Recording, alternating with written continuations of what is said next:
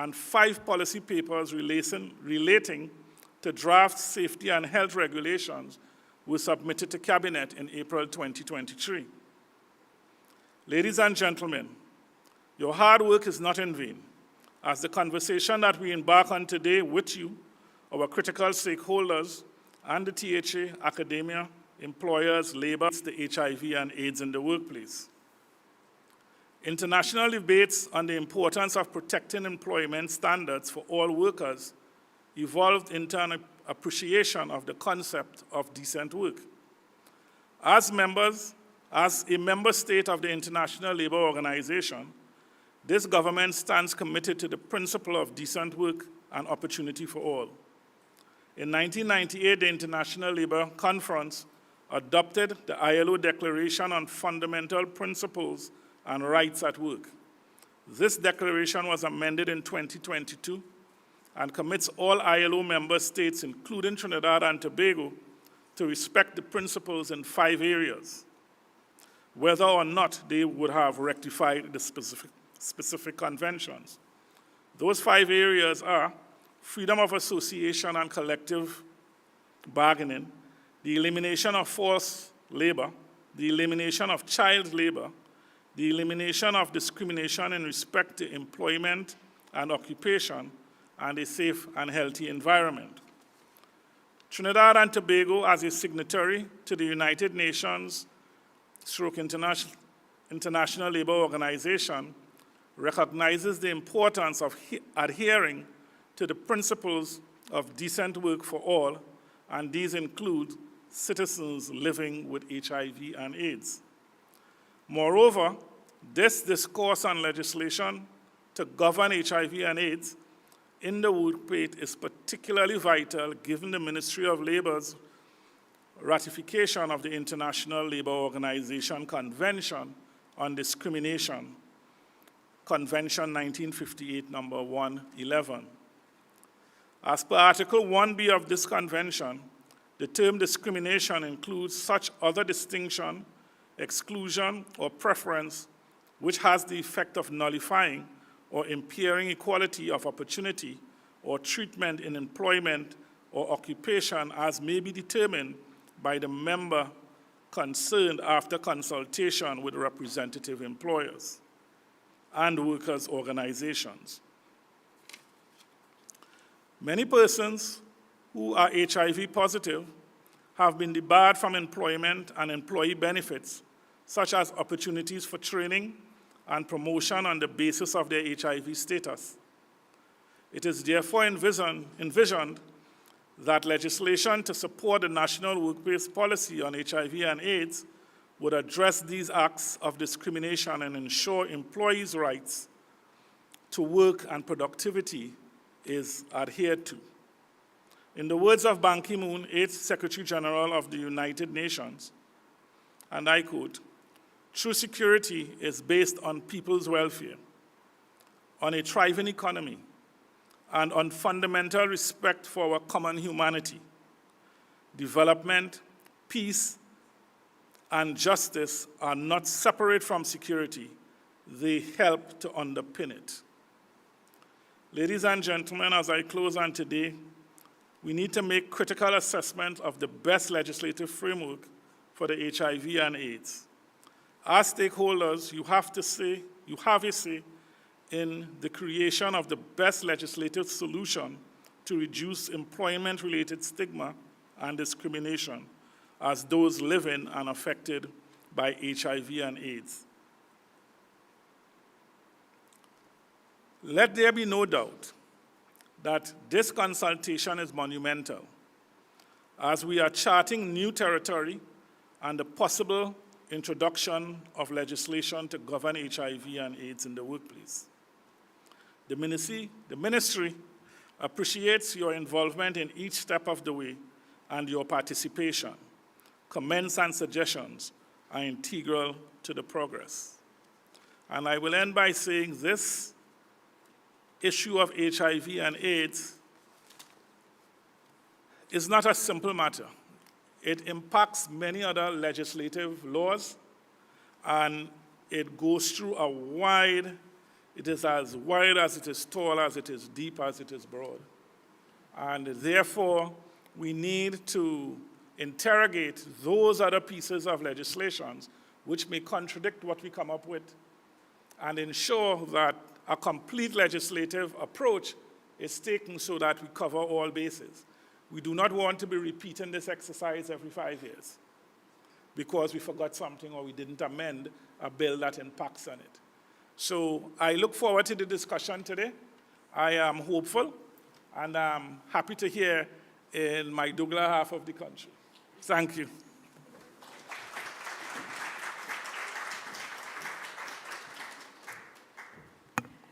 Thank you, Honourable Minister, for articulating government's commitment to labour legislative reform, as well as continuing to be the driving force behind the discourse to engage all stakeholders in this very critical initiative. I also wish to thank our distinguished head table, and we invite you to have your seats as we'll be inviting the other members of the panel to join us.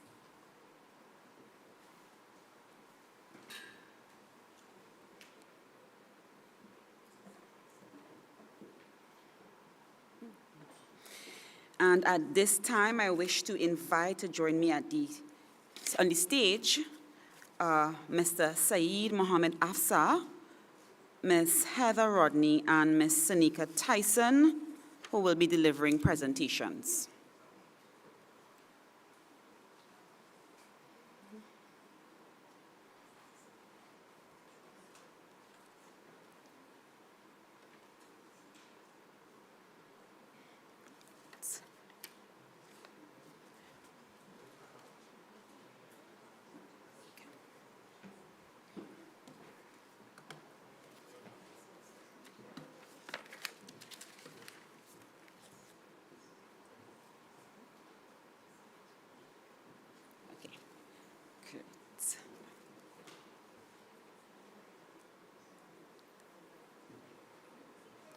So we comfortable, we good, right? At this juncture in the program, ladies and gentlemen, I invite you to turn your attention to the screens on the left and the right-hand side of the stage as we get ready to view a presentation by Mr. Saeed Mohammed Afsar, who is a technical specialist in the Gender Equality, Diversity and Inclusion branch of the ILO. Mr. Afsar.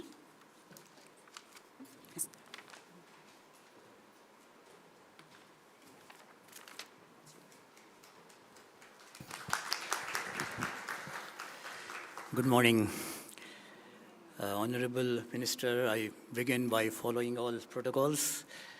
And I would like to start by saying that I'm extremely pleased to join you in this consultation. The earlier one, which took place in Trinidad, I joined online, remotely from Geneva. And when I came into the room this morning, I met so many known people, and I thank you for your warmth and your affection that you have shown towards me. Ladies and gentlemen, I would share a little bit of ILO's guidance coming from the recommendation 200 on HIV and AIDS. But in the same process, I will share a bit of perspective on some of the points that I request you might like to keep in mind as you take the process forward. Now, one starting point is, if you look at any public health program which is a successful program, it rests on 3 pillars. The first pillar is the human rights pillar. We got to protect the rights of people to health, to employment, or any issue that infringes on their rights needs to be considered. So protecting human rights is extremely important. Ending stigma and discrimination is a vital component under this. The second pillar of a successful public health response is prevention. If there is a disease that can be prevented, let's prevent it. And HIV is a preventable infection.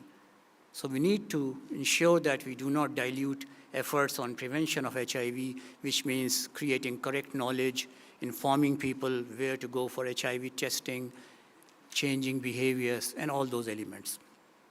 And the third pillar is the pillar which is called treatment, care, and support.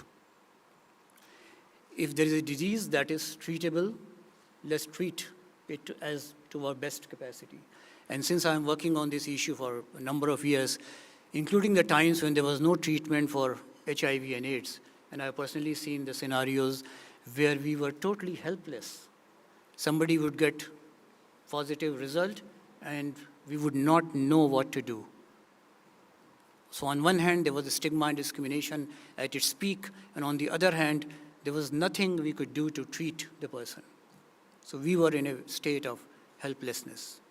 And from that state of helplessness to what we see now, there is a treatment available that is enabling people live a healthy and productive life. And that's why, out of 39 million people living with HIV today, 1 out of 4 is more than 50 years of age.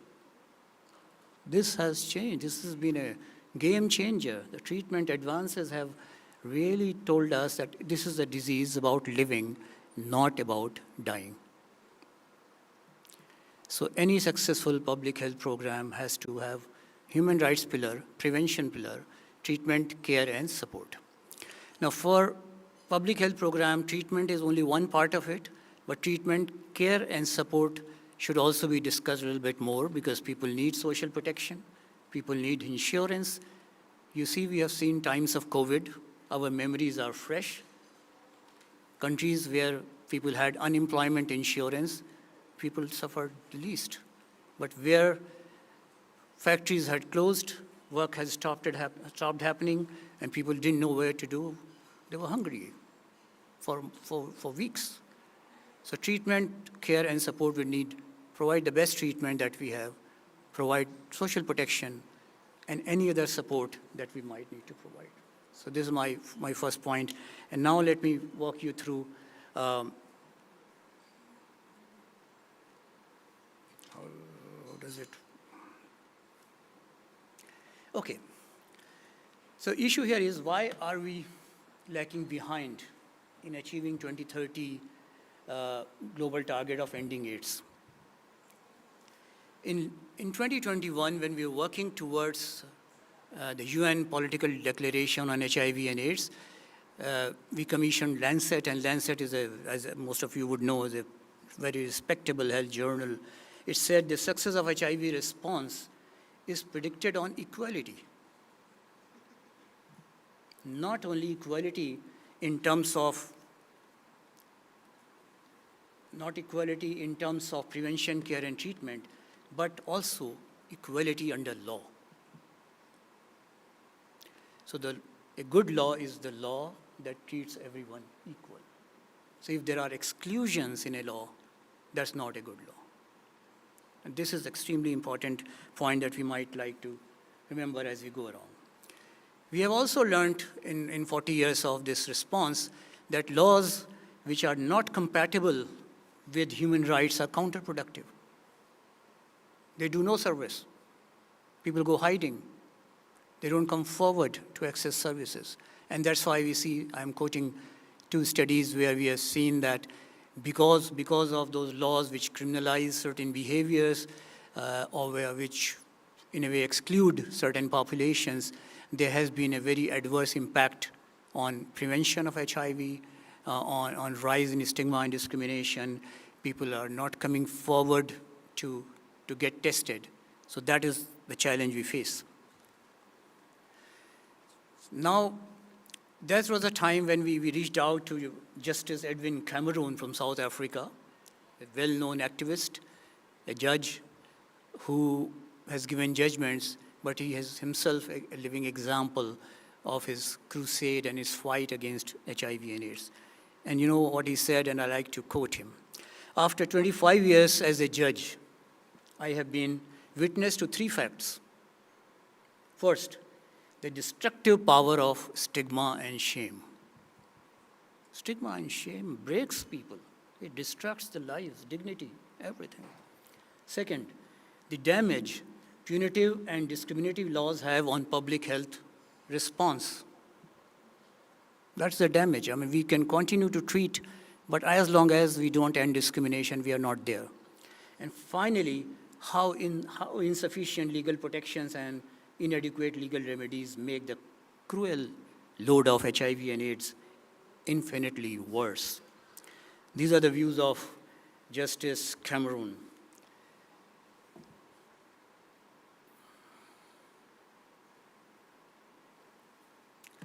Now let me take you more than 20 years back, a case where this person applied for a flight attendant's position in South African Airways. Very well-known case in the AIDS response called Hoffman versus South Africa Airways. Now, Hoffman applied for cabin attendant's post. He was one of the 12 people shortlisted after a 4-stage selection process out of 173 candidates. So he was fit to work. He was found suitable for the position he had applied for. Medical examination also found him fit to work, but also found him HIV positive. And on that ground only, he was denied the opportunity to get the post. He moved to the High Court, and he lost that. Then he moved to the Constitutional Court in South Africa under the provision of right to equality. And that's where the Constitutional Court took medical experts' opinions, and they felt that HIV status alone is not enough. Fitness to work is the key.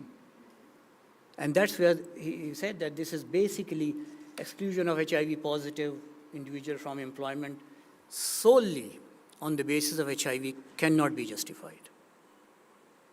Now, this is our message. Solely on the basis of HIV positive status, discrimination or exclusion from employment cannot be justified, and therefore, and they included HIV and AIDS as one of the grounds, prohibited grounds in their constitution then.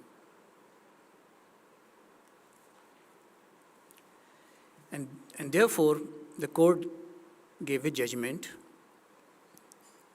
which is extremely important in the history of AIDS response. People living with HIV have been subjected to systemic disadvantage and discrimination. It also says they have been denied employment without regard to their ability to perform the duties, but just on the HIV status. And then they say society's response has forced many of them not to reveal their HIV status for fear of prejudice. And this deprives them of the help that they could have otherwise received. And it concluded by saying that the impact of discrimination on HIV positive people is devastating. And it's more so when it takes place in the context of employment because it denies them a right to earn a living. Now let me ask you, this was more than 20 years ago. Has the situation changed? Not much, and I see the nods in the room.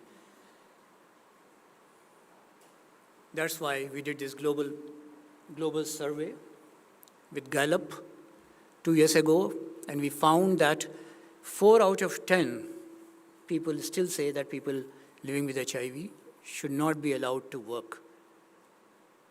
So fear-related stigma and discrimination continues to happen. And we also realize that in countries where the HIV prevalence was high, where there more education and awareness was done, the attitudes of discrimination were less. So there's a correlation. Give correct knowledge to reduce discrimination. That comes across very well from this. So consequences of stigma and discrimination is people are hesitant to go for testing, and then they are diagnosed late. When they are diagnosed late, the treatment begins late and it doesn't work so well, and therefore, in this entire process, HIV can also be transmitted to others.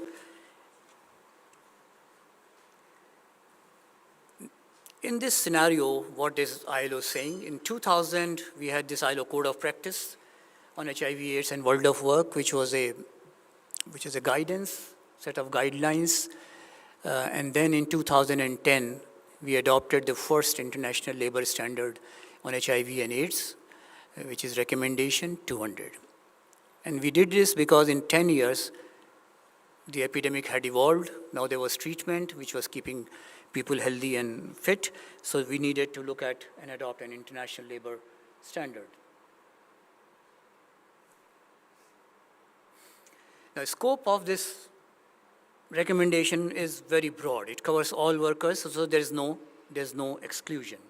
In all forms and all arrangements in the workplaces and all sectors of economic activity, job seekers, job applicants, etc. And it also includes armed forces and uniformed forces.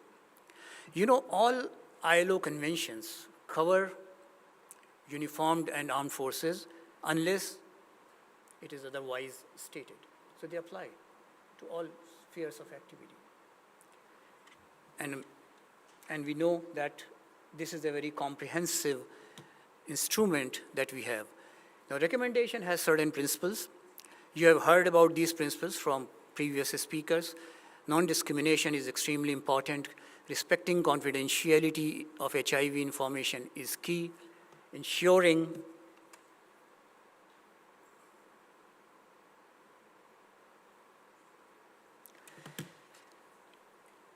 that there is no mandatory HIV testing is important. Social dialogue is key, and so I'm happy that there's a wide-ranging stakeholders present in the room, including representatives from workers, employers, and also people living with HIV, which is extremely important. So while these principles are there, and I'm happy that you have this note on your tables as well, but if I want you to remember two things out of this, I would say it like this. First thing is, HIV status is not important. Fitness to work is. That should be the decision which employers should keep in mind. Not look at HIV status, see the fitness to work. And second, treat HIV like any other serious illness. So if we remember these two things, so confidentiality, we are supposed to respect confidentiality of all health information. So if I have diabetes or if I have blood pressure, I take treatment and I will have to take the treatment for the rest of my life. Same is the case with HIV. So I don't need to go and inform my employer about my blood pressure or diabetes. But then why do we expect an HIV positive person to go and inform about the HIV status? So confidentiality has to be respected for all illnesses.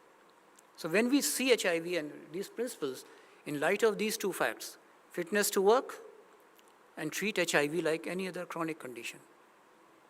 So everything else falls into place, and we can always defend the questions that people might be asking us. So what it asks for? It asks for national policies and programs in the world of work should be developed. So I'm happy that you are working on both. You have a good policy. You are working to revise that national policy. Prevention has to be the main focus. So create awareness and encourage workers to take voluntary testing. I have made it bold because people say, let's make HIV testing mandatory. HIV testing, if you make it mandatory, it backfires. It has never worked, and it will never work.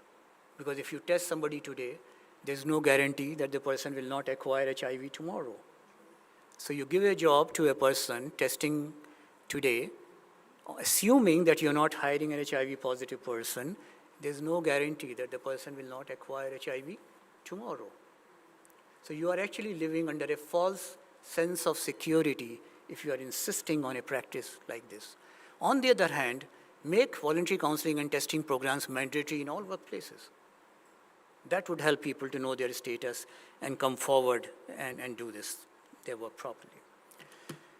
So now, in terms of legislation, recommendation is asking governments to take action to prevent discrimination in employment by, number one, considering protection under the Convention C11, which our Minister of Labor referred to.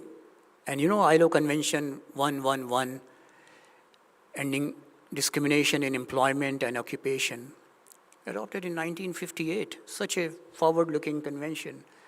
And this is one of the most ratified conventions, including here in Trinidad and Tobago. You have ratified this. So referring it to C11 is the right thing to do, and I'm glad that you mentioned it, sir.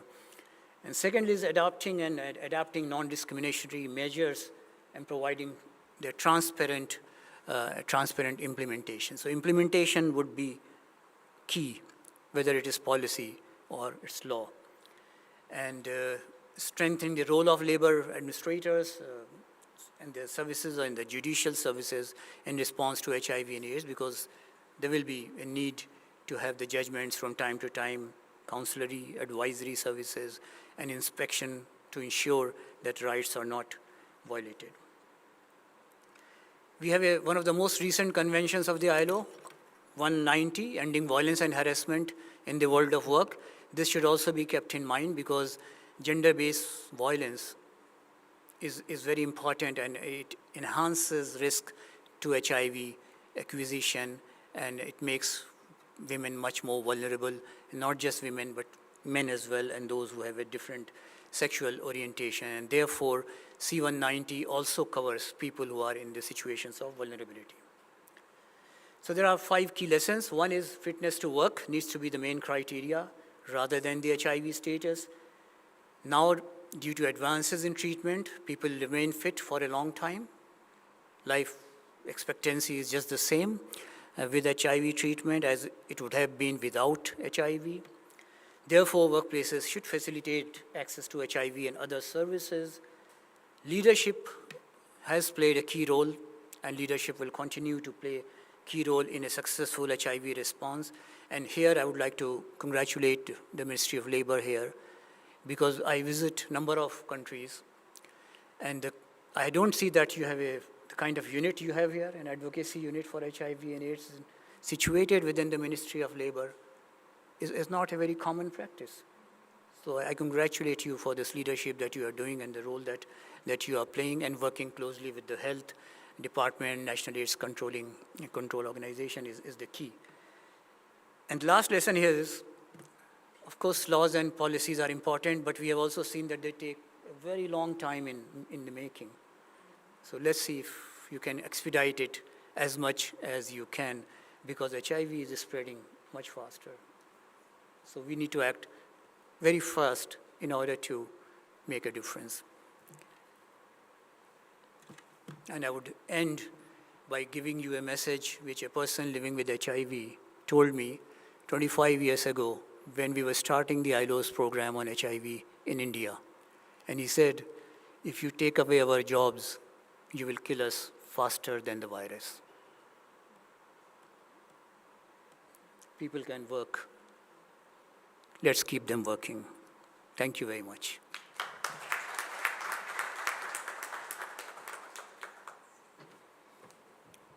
Thank you, Mr. Afsar, for that very in-depth presentation. I wish to welcome Ms. Heather Rodney, Manager of the HIV Workplace and Advocacy Unit, to deliver a presentation at this time. Ms. Rodney.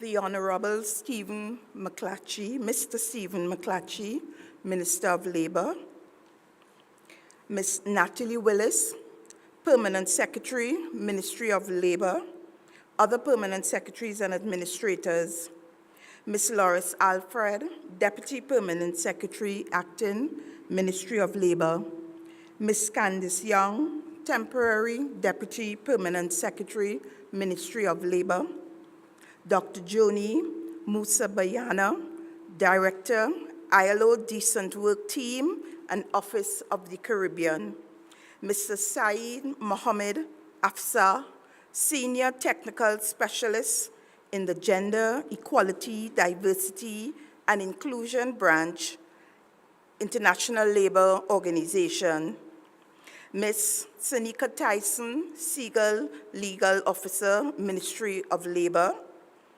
members of staff of the Ministry of Labor, distinguished panelists, representatives from the Tobago House of Assembly, esteemed representative of business and labor and NGOs.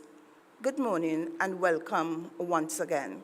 My name is Heather Rodney. I'm the manager of the HIV Workplace Advocacy Unit at the Ministry of Labor and the chairperson of the National AIDS Coordinating Committee.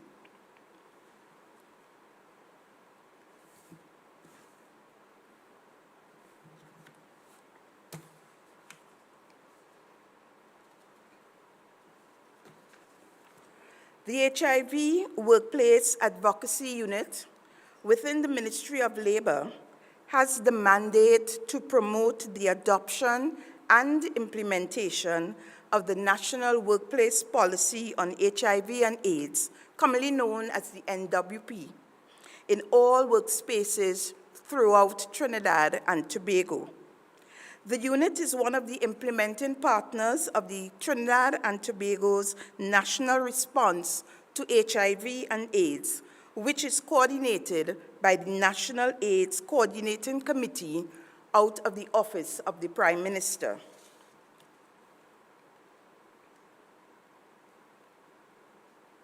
Through its advocacy, the unit works with employers and employees in the public, private, and informal sectors, trade unions, employers' organizations, and civil society organizations, assisting in wider efforts to prevent and mitigate the transmission of HIV, as well as eliminating associated stigma and discrimination, which are drivers of the epidemic. The objectives of the unit are to reduce employment-related stigma and discrimination against people living with or affected by HIV, and to reduce behaviors that put employees at risk of contracting HIV and other sexually transmitted infections by providing employers and employees with relevant information and behavior change strategies. The services provided by the unit include development of workplace policies on HIV and AIDS.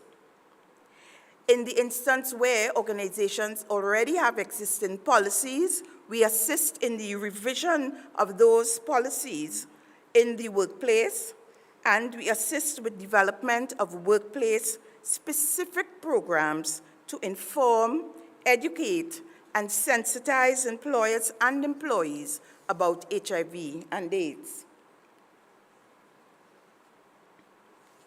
In addition, the unit assists with the development of workplace-specific information, education, and communication material. We conduct training on policy development, program development, and peer education, and provide referrals to care, treatment, and support services.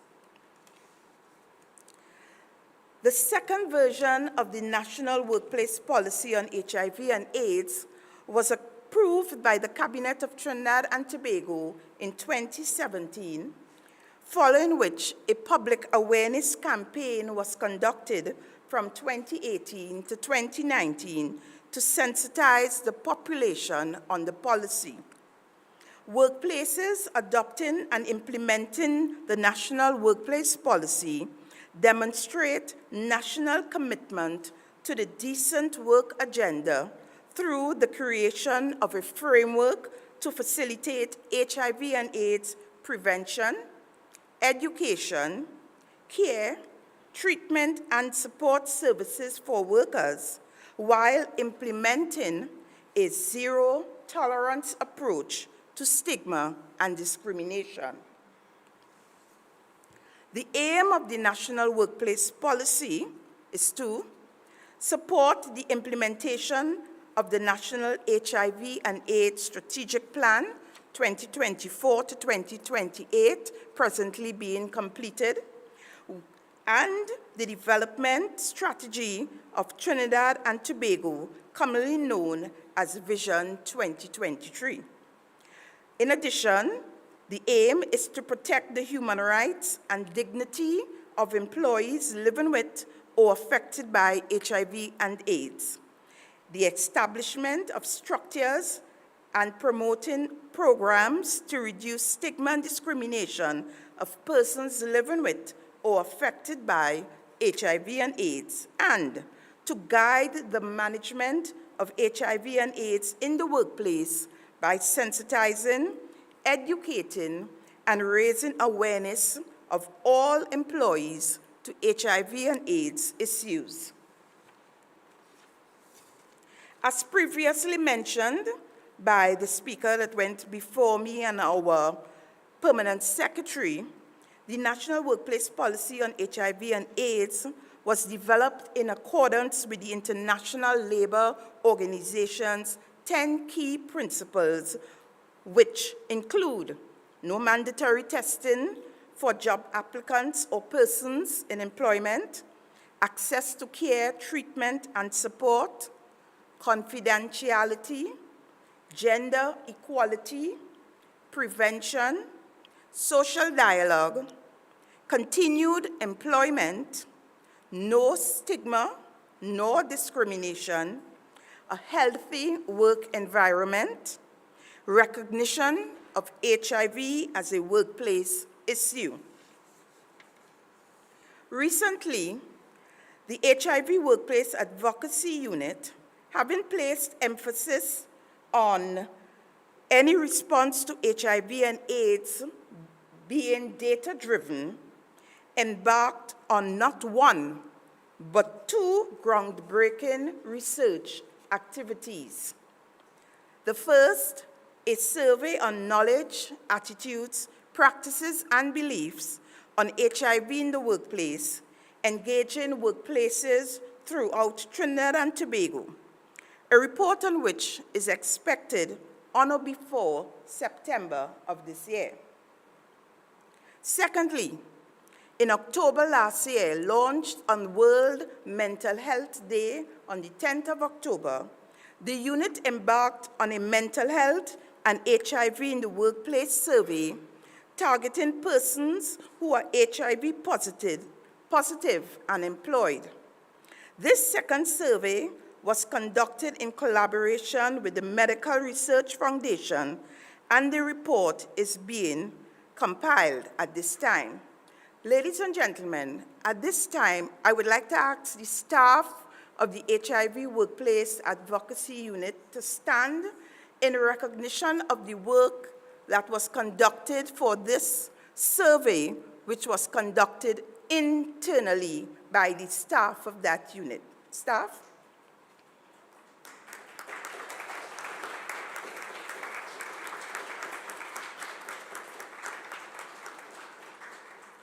Thank you.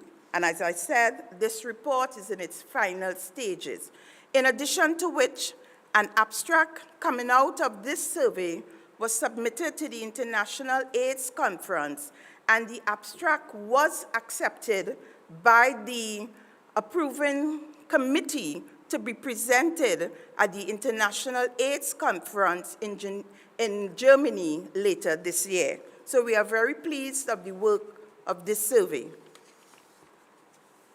The results of both surveys would influence future programs and activities developed and conducted by the unit, ensuring that the needs of persons in the workplace infected with or affected by HIV are adequately met, while also ensuring persons who are HIV negative are assisted in remaining HIV negative. A targeted workplace response to HIV is critical to ending AIDS by 2030. As such, it is necessary that the National Workplace Advocacy Unit enters collaborations with various stakeholders from all sectors of society to promote the National Workplace Policy on HIV and AIDS, and to develop appropriate responses in all workplaces in Trinidad and Tobago. I take this opportunity to reach out to the media for us to continue the established collaboration toward developing workplace policies for their individual media houses while engaging the HIV Workplace Advocacy Unit and the National AIDS Coordinating Committee in developing and airing appropriate and continuous programming. This to ensure the issue of HIV and AIDS is treated with the attention necessary to influence behavior change of the citizens of Trinidad and Tobago while providing support for those infected with and affected by the disease. The HIV Workplace Advocacy Unit looks forward to legislation to support the NWP, including support for HIV on the medical grounds for recourse against discrimination. Persons employed and living with HIV can be effective contributors to society and should therefore be allowed to work and access work-related benefits as long as they are medically fit to do so. My HIV status is not important. My fitness for work is. I thank you.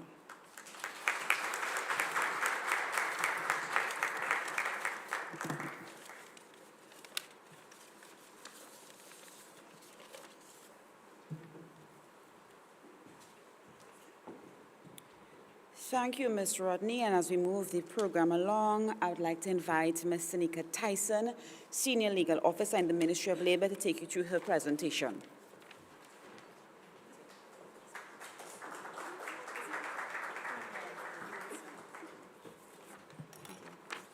Good morning, everyone. I promise to be as brief as possible.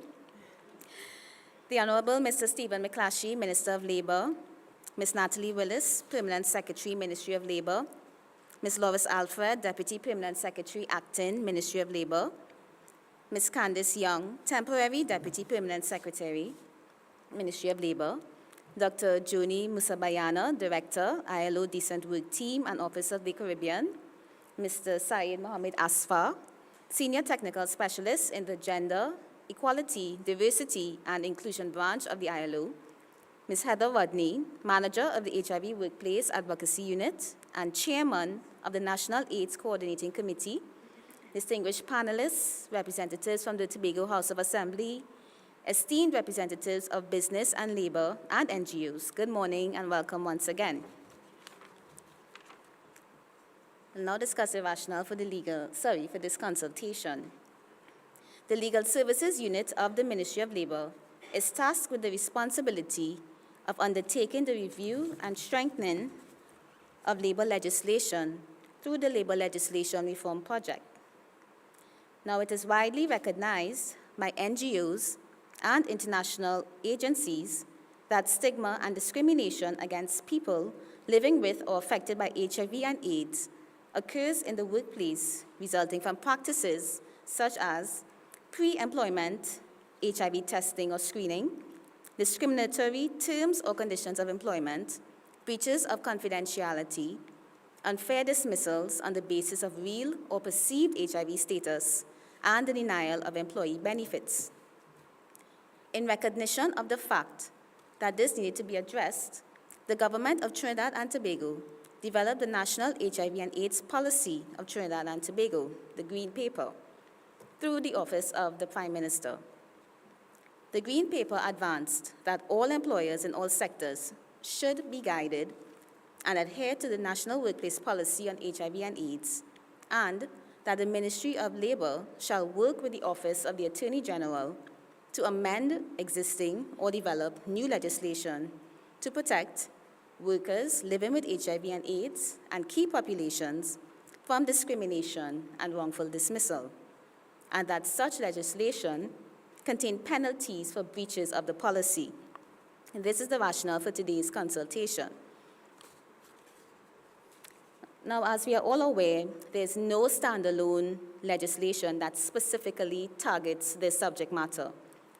A legal gap analysis was conducted in July 2013 by the ILO Decent Work Team and Office for the Caribbean Sub-Region to review the relevant laws of Trinidad and Tobago, identify gaps and deficiencies in the laws, and recommend a legal framework for compliance with ILO recommendation number 200.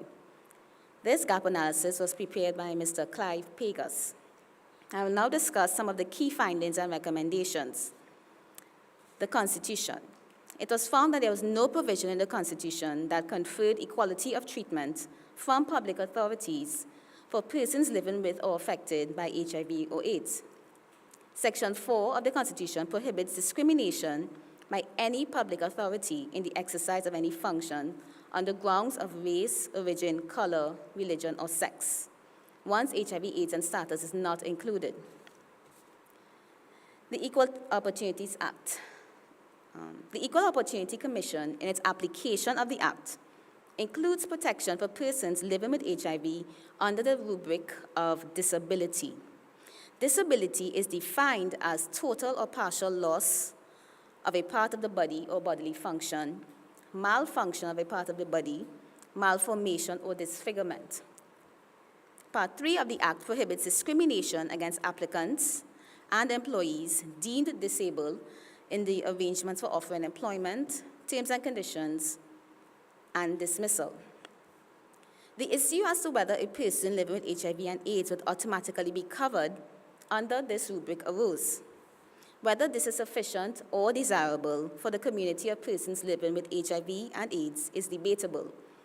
And in the ministry's pre-consultations, one of the suggestions advanced have indicated that a separate ground of medical status is preferred, especially when one considers the medical advancements in the treatment of the virus. The ministry believes that it is important for employers and the public at large to be truly aware that the Act, in fact, prohibits discrimination against persons living with HIV and AIDS in employment. In terms of redress, the Act grants the tribunal the power to make an award or order for the payment of compensation, damages, or fines. However, there was no express provision in the Act which prohibited stigma.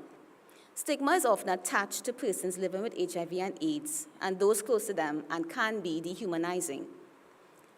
Section 7 of the Act prohibits offensive behavior, an act likely to offend, insult, humiliate, or intimidate another person or group of persons on the grounds of gender, race, ethnicity, origin, or religion. No mention is made of HIV, AIDS, or disability within the ambit of that offense. The Industrial Relations Act. This act protects a worker from dismissal in circumstances that are harsh and oppressive or not in accordance with the principles of good industrial relations practices, which may offer some protection against dismissal by reason of one's status. In determining what constitutes good industrial relations, the Industrial Court has been guided by ILO conventions, whether ratified by the government or not. The court also has wide powers to make an order for reinstatement or reemployment, damages, or compensation further to Section 10(4) of the Act. One major limitation, however, from unfair dismissal is the definition of a worker. A worker does not include job seekers, and Section 3 of the Act excludes the following categories from the definition of a worker: a public officer, a member of the Defense Force, a member of the teaching service, a member of staff or employee of the central bank, any person responsible for the formulation of policy, domestic workers, and apprentices. As such, its provisions are not of universal application as required by ILO Recommendation 200. The Data Protection Act. Part 3 of this Act ensures that protection is afforded to an individual's right to privacy and the right to maintain sensitive personal information as private and personal. Personal information is defined as including medical information. However, Part 3 has not been proclaimed to date, and there was no provision in the Act that limits the collection of workers' medical data only as needed to determine whether the worker was fit for work or any particular employment, or to fulfill the requirements of any occupational health and safety rules or regulations. Mr. Pegas also recommended in his gap analysis that there was a need to have express provisions in the Occupational Safety and Health Act and the Workmen's Compensation Act to ensure that occupational transmission of HIV was recognized as an occupational illness or disease, where a direct link can be established between an occupation and the risk of infection. Other observations made by Mr. Pegas in summary included that there was insufficient redress for job seekers or employees if discriminated against for real or perceived HIV status. There was no redress against stigma. There was no legislation that mandates an employer to make reasonable accommodation to allow persons the possibility of continuing to carry out their work for as long as they were medically fit to do so. There was no legislation prohibiting HIV testing for employment. And there was no legislation to prohibit the exclusion of benefits under group health insurance policies. There are complaints that persons living with HIV and AIDS are discriminated against in employers' group health insurance programs, which presents a bar to employment. There are also insurance schemes that exist whereby if HIV or AIDS is listed as a cause of death, this results in the denial of death benefits. These are considered to be discriminatory practices. The Legal Services Unit of the Ministry undertook a comparative analysis of legislation in other jurisdictions to see what obtains. And it was found that the British Virgin Islands, St. Lucia, the Bahamas, and South Africa all had express provisions governing HIV and AIDS in the workplace and prohibited discrimination. Meanwhile, Antigua, England and Wales, and the United States all offered protection under the rubric of disability. In St. Lucia's labor code prohibits direct and indirect discrimination against job applicants and employees living with HIV and AIDS in all stages of the employment relationship.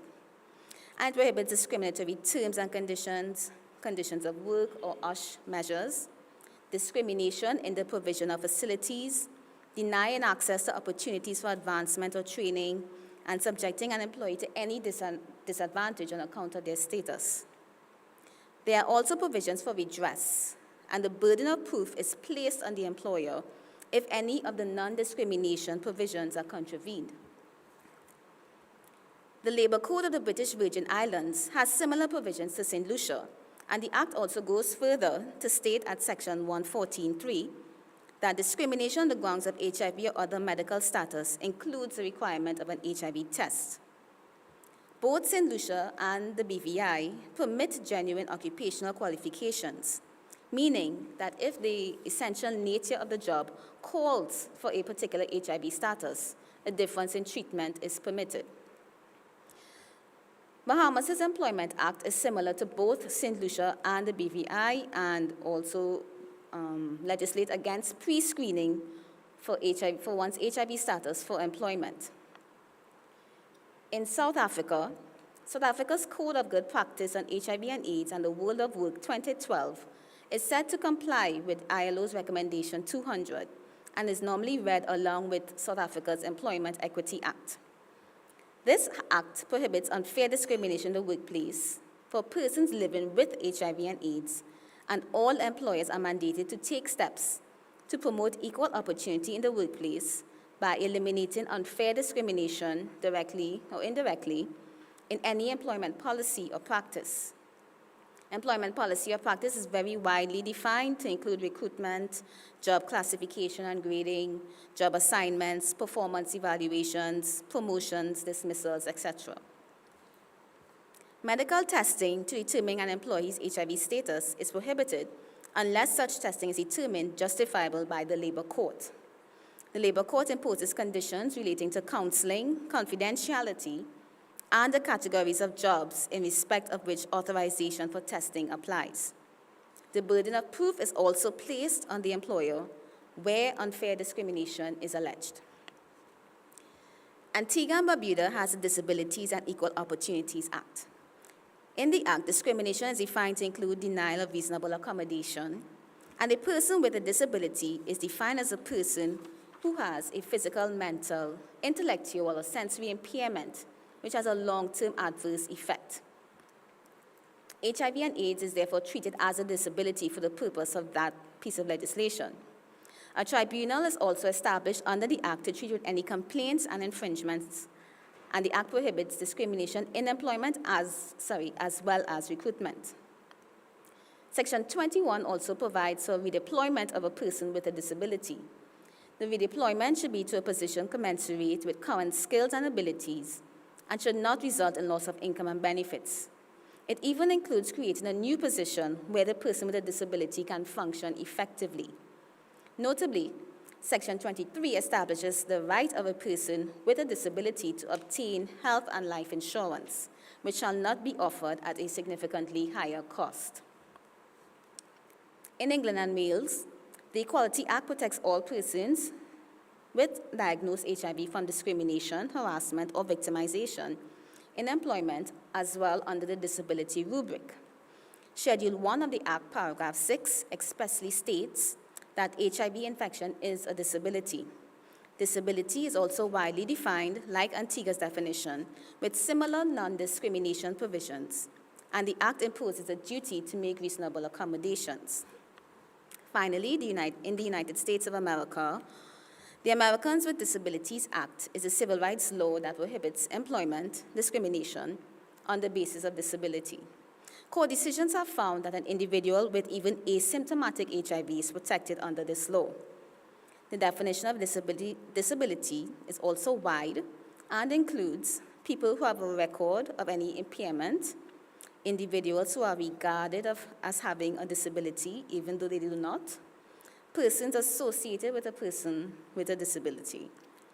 And the Act also requires employers to provide reasonable accommodations, which are changes that accommodate employees with disabilities so that they can do the job without causing the employer undue hardship. Finally, the prohibition against discrimination includes medical examinations and inquiries, including at the pre-employment stage.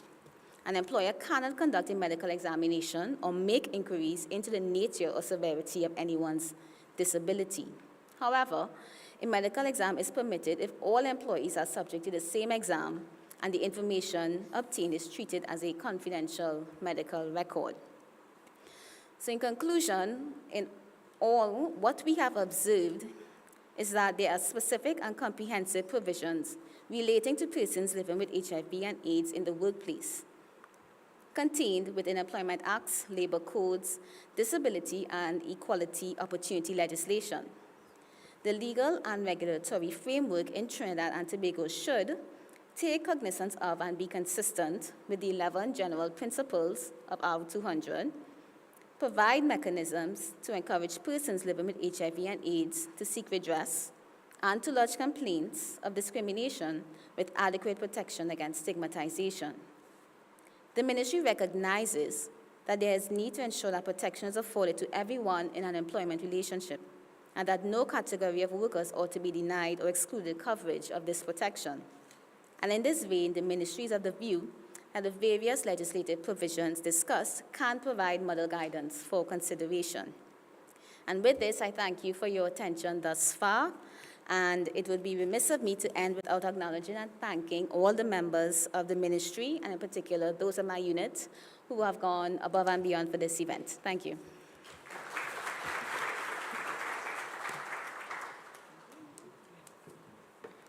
Thank you, Ms. Tyson, and I wish to thank all three of our presenters for your very in-depth and informative presentations this morning, which I'm sure will provide additional guidance to today's discourse. Ladies and gentlemen, at this juncture of today's program, we will begin the rapporteur session. And for this session, members of staff of the Ministry of Labor who are seated at your respective tables will guide the discourse and will also serve as note takers. This part of the program should last for about an hour, and following this, we will break for lunch. So we're looking at, anyway, at closer to lunchtime, I'll announce that. But for now, we'll get into the rapporteur sessions.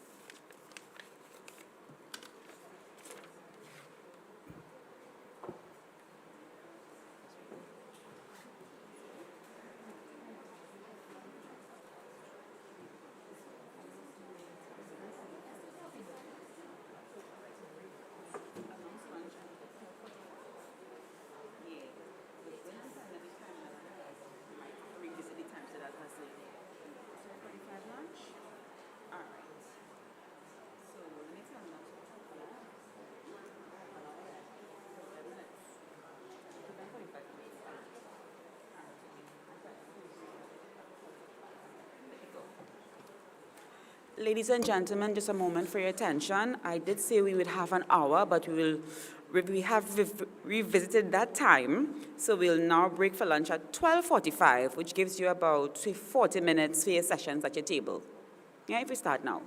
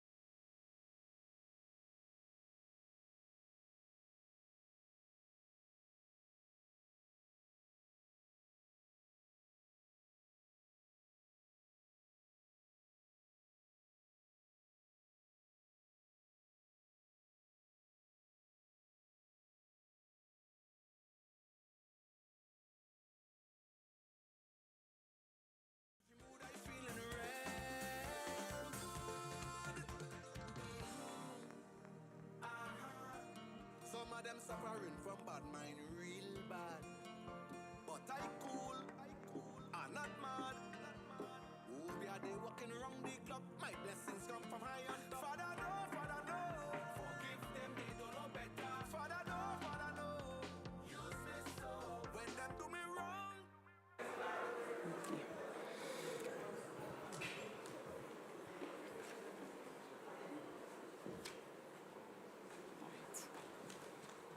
Good afternoon, ladies and gentlemen, valued stakeholders. As we resume today's consultation, we'll begin with a panel discussion titled Supporting Human Rights for People Living with HIV and AIDS in the Workplace. So at this time, I wish to invite Ms. Yolanda Simon, Assistant Manager of the HIV Workplace Advocacy Unit, and who is also Deputy Chair of the National AIDS Coordinating Committee, to the lectern, and Ms. Simon is your moderator for today's panel discussion. Ms. Simon. Thank you very much. Good afternoon, everyone. So before we get into the panel, I know it's post-lunch and we're feeling a little lethargic, so I'd ask everyone to please stand. And this is especially important for the visitors in our midst. You have to show them your best wine. Your best wine. So DJ, this is to wake us up for this important panel. DJ. Your best wine. Remember? Hello, you at the podium. You at the panel here. Stand up, you know. Come on. Put your hand in the air. Don't be afraid. Come on, take out the rags. Don't go.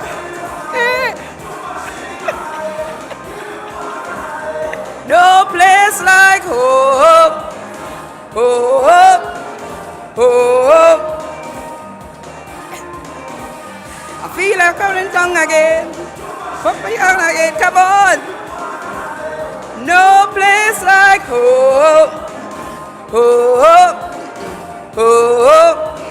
Thank you, DJ.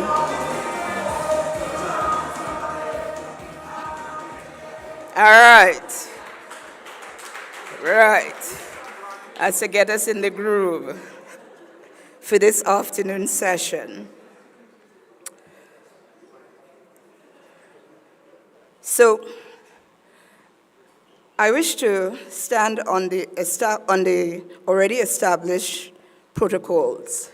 My name is Yolanda Simon. I'm the Assistant Manager at the HIV Workplace Advocacy Unit, and it is my pleasure to be the moderator for this very esteemed panel. Without further ado, because I know it's after lunch, people are looking at their watches, and we want everybody to pay attention because this is the meat of the matter. So first up on this very esteemed panel is Mr. Roger McLean, and that is in no way a tribute to how we do things, because if you look around the room, there are more ladies than gents in the room, but for some reason they put Roger first. I have to ask why they do that, but I'll find out. Anyway, my good friend, Mr. Roger McLean, he presently holds the position of Research Fellow and a lecturer attached to the Center for Health Economics in the Faculty of Social Sciences, the HEU. Mr. McLean has been conducting research and working in the area of development economics in general and health economics specifically for over 30 years. Among the areas covered in his research are poverty, aging, sexual and reproductive health issues, focusing on such conditions as cervical cancer, and HIV, looking at the socioeconomic impact of these challenges to both the local and regional economies. His publications include work on risks and vulnerability, cost effectiveness of cervical cancer, prevention programs, mobile populations, aging, Modeling the Impact of HIV, Health-Related Stigma, HIV and Security in the Caribbean, and the Consequences of COVID-19 and its impact on the region. Ladies and gentlemen, I give you Mr. Roger McLean.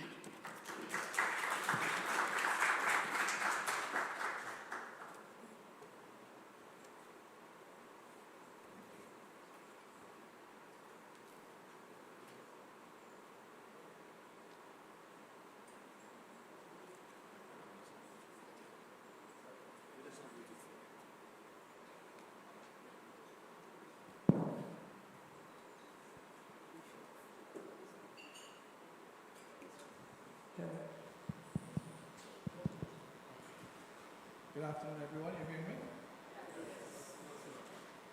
All right. It is a pleasure being here and be part of this. It's not a pleasure coming after lunch, but I think you know, just off the laptop. I took a few pictures, so just to let you know, I have you on camera. My job here is to sort of set the tone on the topic of the subject matter of this discussion, supporting human rights for persons with HIV and AIDS in the workplace. And what I'm going to do is sort of set the tone. As I change mics. And Clara still hear me, right? Yeah. Good. Sort of set the context. Why do we need to understand and so that we get an understanding and appreciation of the issues around which this setting right we're here today and the rationale for what we're about to embark on. And so I'm going to formulate this within the 7 minutes I have around 6 questions. What is the environment, firstly? Understanding the environment within which we operate. Trinidad and Tobago, as most Caribbean countries, we are open, meaning that we are exporting. We are dependent on export for revenue and for our livelihood. We are largely what we call a monocrop. One crop or 2 crops that determine our livelihood. The crop might be oil and gas, it might be tourism, it might be manufacturing sector, but they're all generated and developed within the context of an open economy to generate revenue externally to determine our livelihood. What's the relevance of that? We are price takers. We do not determine the very crops that determine our livelihood are determined by prices over which we have no control. And so the nature of our economies is one that is volatile. That volatility came squarely to us when COVID hit. We were impacted on COVID long before the first cases of COVID hit our countries. Why? Because the supply chain disrupted. The ships stopped coming, the cruise ships stopped coming. We never thought we would have seen our price of oil and gas fall to 0. And we were dead in the water for a period of time because our sustenance was pulled away from us.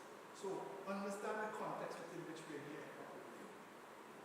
We are operating in a volatile environment. And so in that context, the resources that we're looking to, oil and gas, that constitutes our sector and drive our economy, are externally determined. What is the resource that we have full control over? Our human resource. That's the resource that will determine how well we do, how we navigate in times when the prices fall below what our expectations are. And so, what is the nature of this human resource? Well, similar to what is happening in other parts of the world, this human resource is an aging resource. Our populations are aging, and that's not a bad thing. We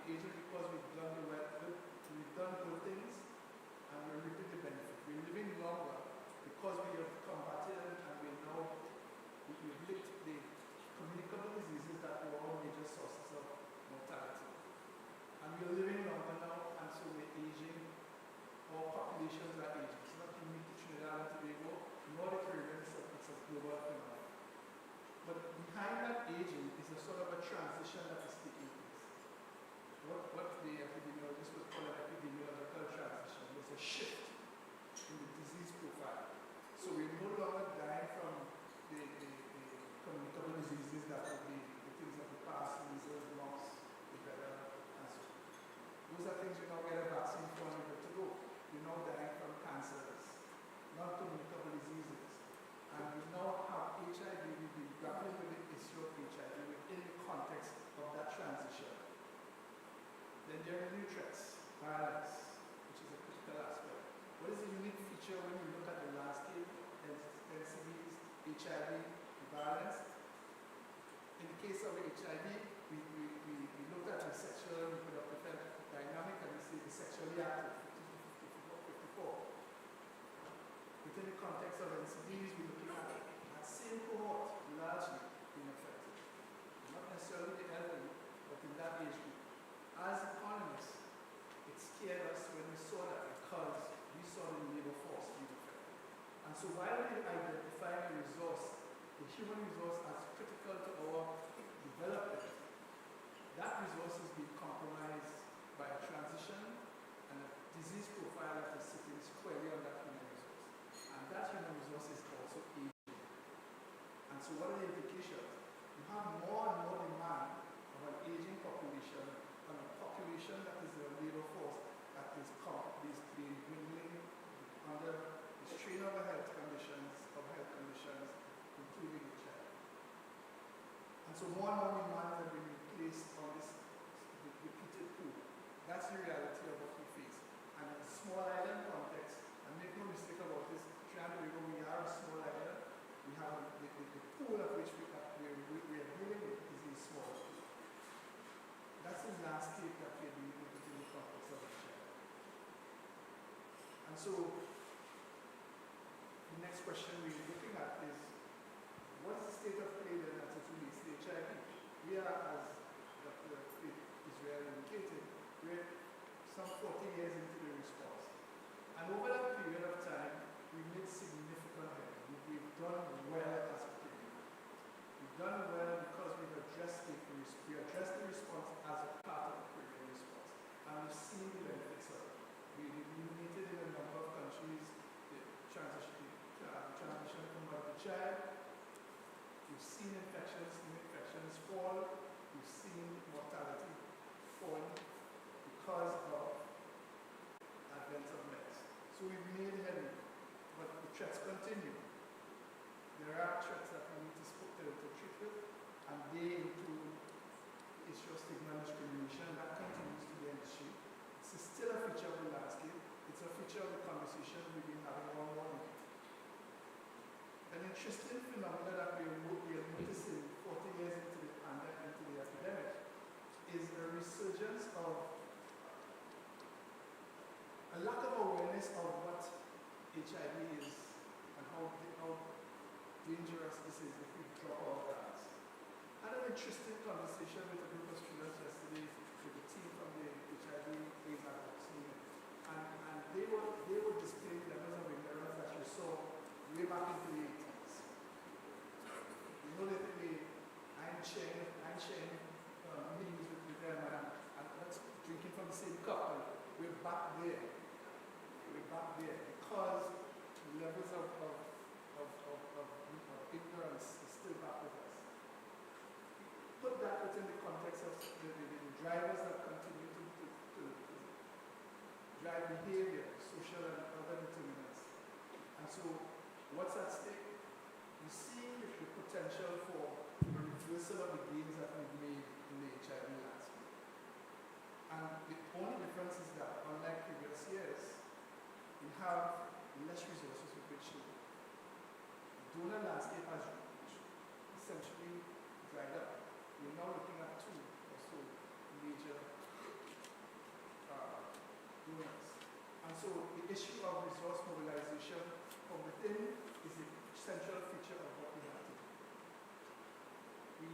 Within the context of a pandemic, an epidemic that continues to sit on our labor force, the implications for productivity gains are going to be back on the table. As you're losing core elements of your labor force, you're compromising your key sectors, they are no longer going to be competitive in an environment that is very competitive. Your competitor is China, your competitor is Russia. And so that is the landscape that you're looking at. And these are the things that will exacerbate what in fact would be the situation in a resource-constrained environment. And so when you look at that, understanding that this resource is what you're working with, what is required? Well, some level of commitment as it relates to resource mobilization has to be uppermost. And resource mobilization has to be more than money. It's about resources. How do you maximize the use of your labor, your capital, your systems, ensure that you achieve the goals?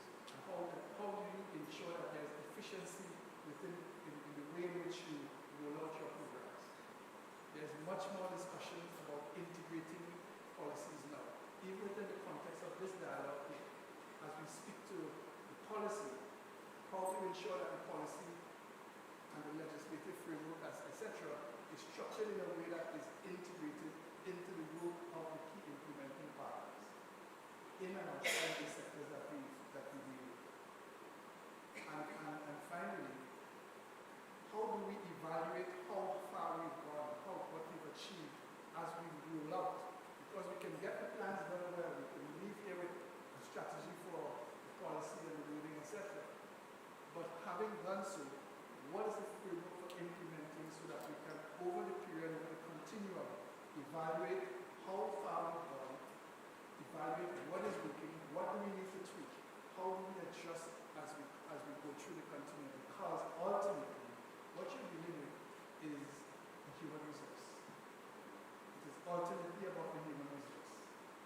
It is the key towards achieving growth and sustainable development. In 2001, the heads of government meeting in Nassau, that meeting left with a declaration that says the health of the nation is the wealth of the region. The health of the region is the wealth of the region.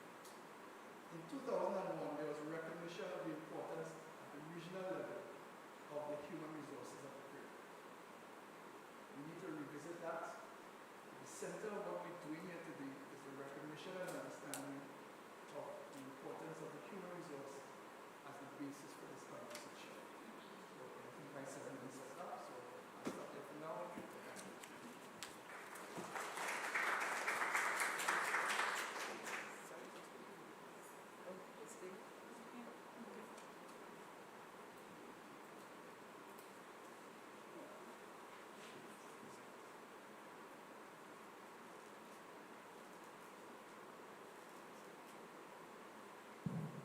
Thank you, Roger. Come on, folks, you can do better than that.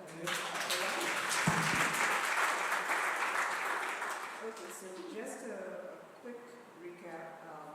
In the 7 minutes, Roger kind of set the tone and gave us a lot of food for thought.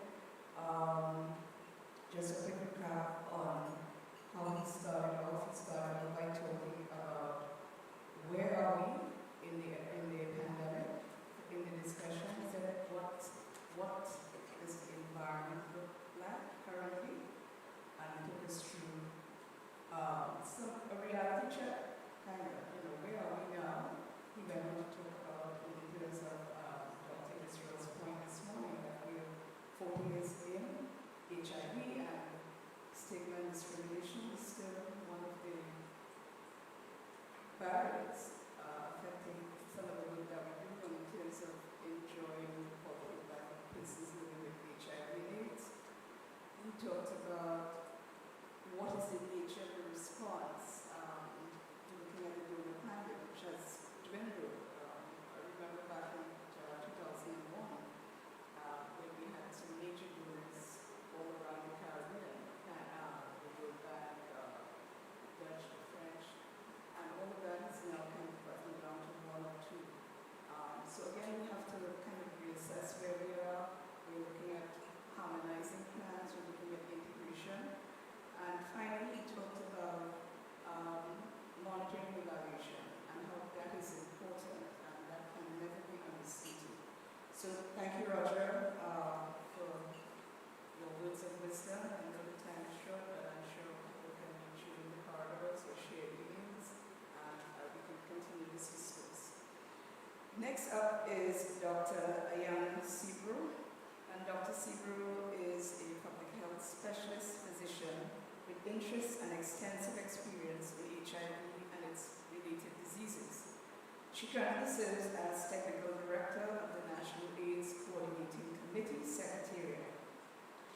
In this post, she is responsible and accountable for leading, managing, and coordinating. I want to say that again. For leading, managing, and coordinating the strategic response to HIV and AIDS epidemic here in Trinidad and Tobago.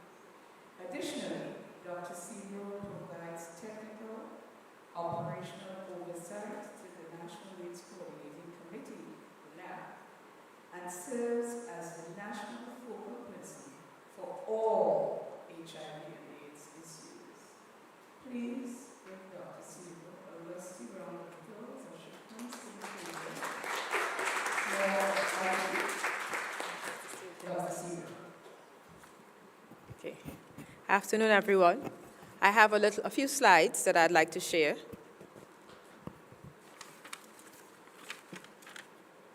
I'm going to stand on established protocols. I hope everybody's awake and remembers the song.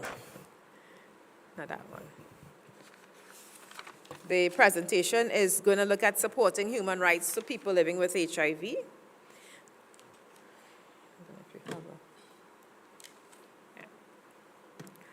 So just to give you a little bit of background, I don't know where to push this.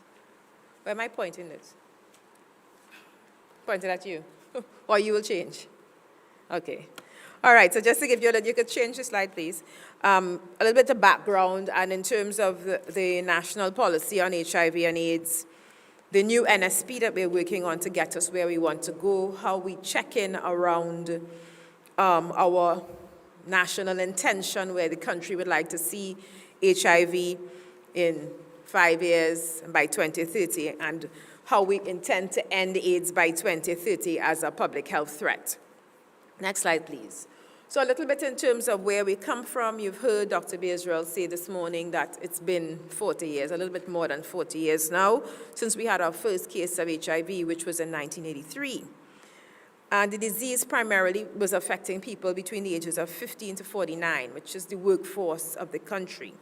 It affects persons outside of those groups, of course, but that is where we will see the largest burden. There was concern in terms of our impact, the impact this would have on our GDP, and we established a national response to try to mitigate what could happen with HIV for our population, so that we could access free treatment, because for Trinidad and Tobago, there is that intention. So people living with HIV in Trinidad and Tobago access free services for health in the public health system, and HIV is no different. So people access free treatment in the public health system. And at this point in time, we have adopted a policy where, for example, anybody who is HIV positive will get treatment as soon as that person is diagnosed. So we've adopted the treat-all policy. And we've moved from a place where, for example, we may have had persons off of treatment, because we were waiting until they got to a certain point, to this position of treat all, because we have the science that if we have somebody that's undetectable, transmission is almost impossible. And so you will hear people talking about undetectable being untransmittable. And so for Trinidad and Tobago, we want everybody with HIV to be on treatment. So as much as possible, we can have less new cases with HIV, and as well to support the livelihood and quality of life for people living with HIV. So that is our intention.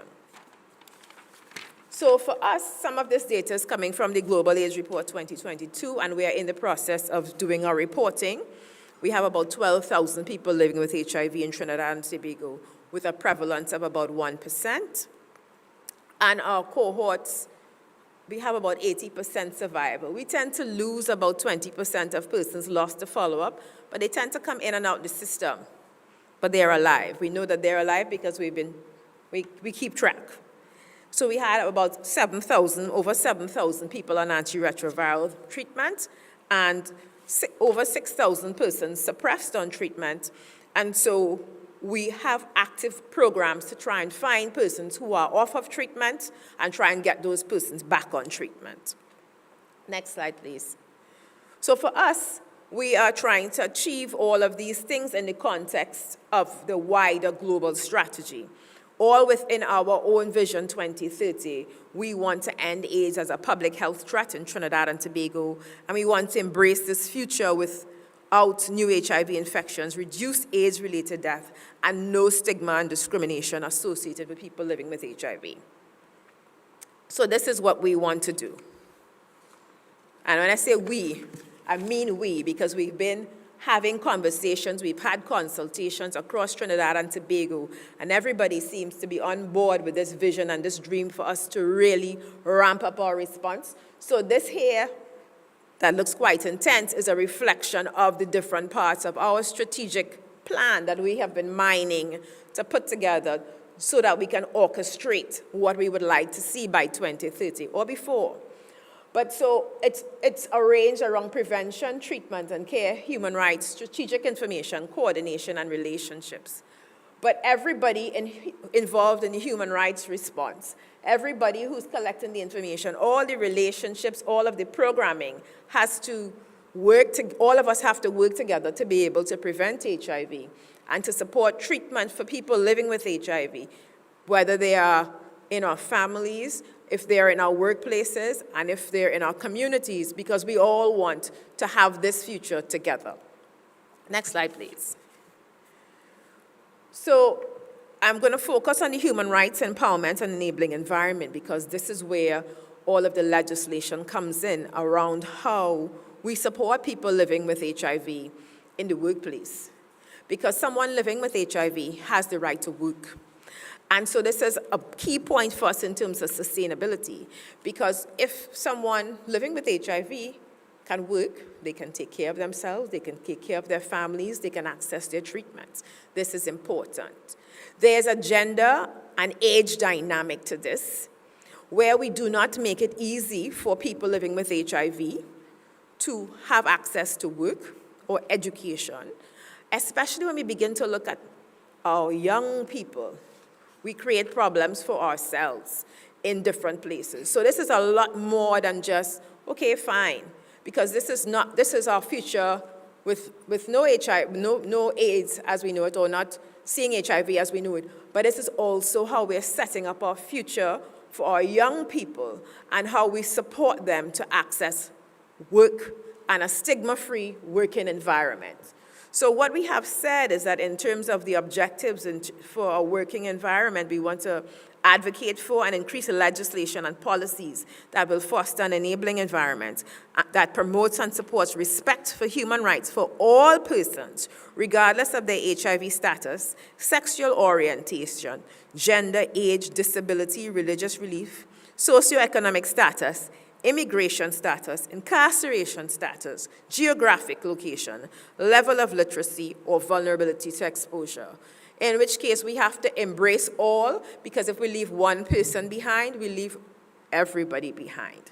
So you might be saying, well, not that person, but that person might be the person that makes a way for you, right? So we have to appreciate and acknowledge within the context of what we're doing here that we're all interconnected, and the response, one part of the response cannot operate without each other.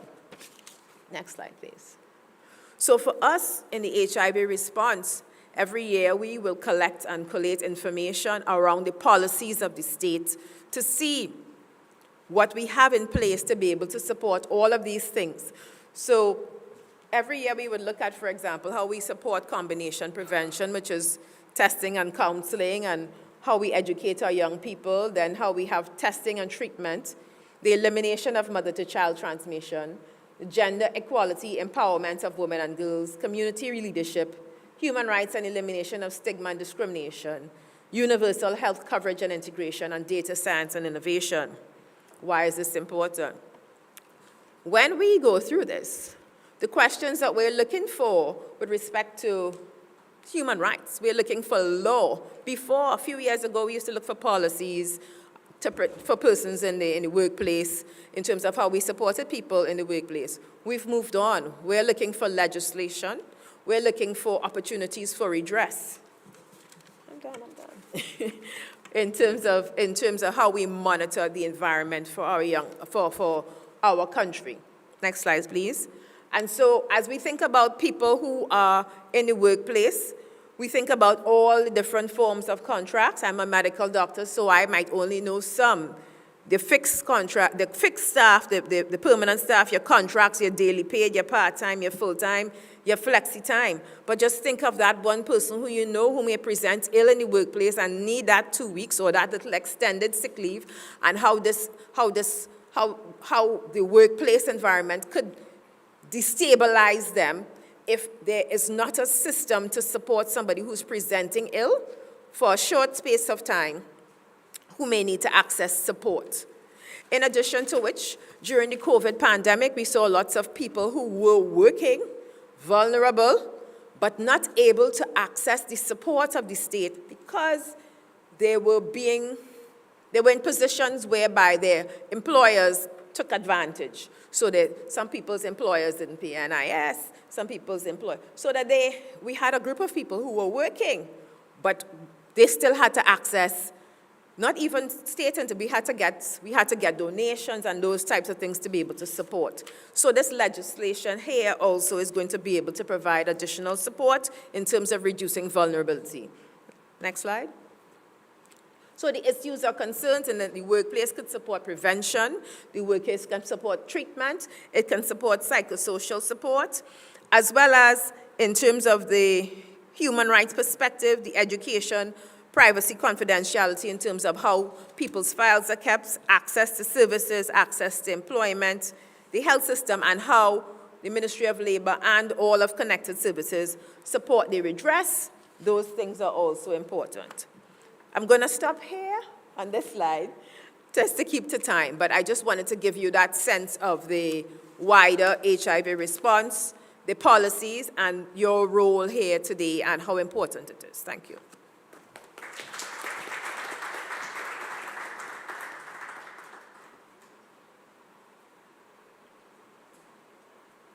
Is the right to work,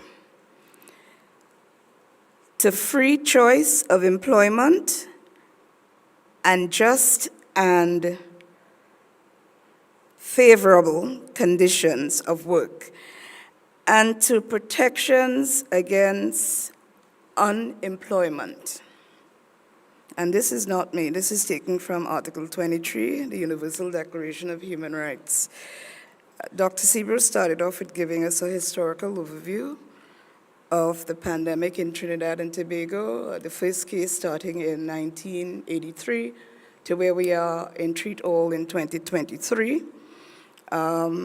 With that, she gave us sort of, not so much a blueprint, but a kind of a little bit about the work that has been going on for more than a year now.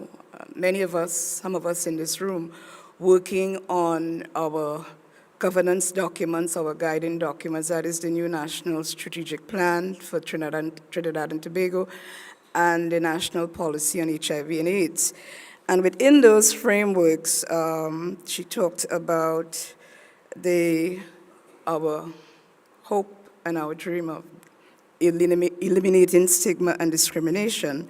And finally, she spoke about the role specifically about addressing HIV in the workplace and for those HIV-positive workers who are out there.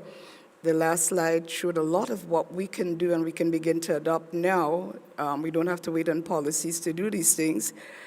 And the last line in the last slide was about redress. So I'm hopeful that some of this is resonating with all of us, not some of us, as we continue to work towards completion of our plans and getting to the business of joining the rest of the globe in ending AIDS by 2030. Thank you, Dr. Sebro. Next up is Ms. Diana Weeks. Ms. Weeks currently serves as a director on the Caribbean Regional Network of Persons Living with HIV, CRN+, and is the interim chair of the International Community of Positive Women Caribbean, ICW Caribbean, and the chairperson of the Trinidad and Tobago for Positive Women, of the Trinidad and Tobago Positive Woman, Trinidad and Tobago Community of Positive Women. She also sits on the National AIDS Coordinating Committee and is currently pursuing a degree in psychology. On December 2017, and again in December 2021, she was appointed to the National AIDS Coordinating Committee, the NACC, and have since become involved in the prevention and treatment subcommittees. Ladies and gentlemen, I give you Ms. Diane Weeks. Good afternoon, and I stand on all protocols observed. I am here representing the Trinidad and Tobago Community for Positive Women, and my presentation addresses HIV and human rights in the world of work. So the Trinidad and Tobago Community for Positive Women, we're basically a local chapter of the international community of women living with HIV. And we were formed in 2018 in Trinidad and Tobago. We are a female NGO that was formed to advocate for women in all diversity who are especially impacted by HIV and AIDS. Our purpose is to lead efforts towards securing and improving the quality of lives for women living with and affected by HIV and AIDS. And this is done by mobilizing, organizing, advocating,